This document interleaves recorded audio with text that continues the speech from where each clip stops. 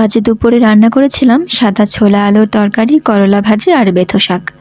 বেথো শাকটা অনেকে বেলে শাক নামেও চেনে, আবার অনেকের কাছে বাথোয়া। এখানে বাথোয়া নামেই পরিচিত।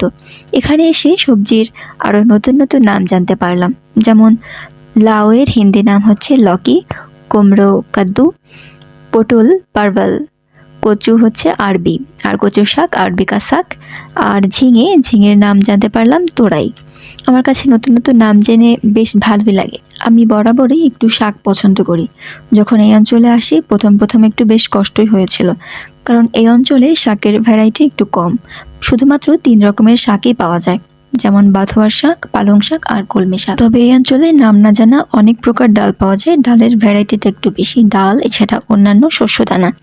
এখানের লোকজন বেশিরভাগই ভেজিটেরিয়ান বা নিরামিষভোজী, যার কারণে তারা তাদের প্রোটিনের চাহিদা ডালের দ্বারাই পূরণ করে।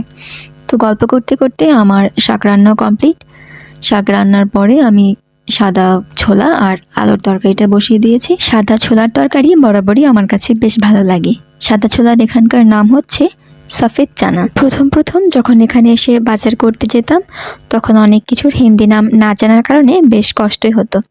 এই দেখো, এদিকে গল্প করতে করতে আমার সবজি, করলা ভাজি সব রান্না হয়ে গেছে। আজ এ পর্যন্তই। সবাই ভালো থেকো।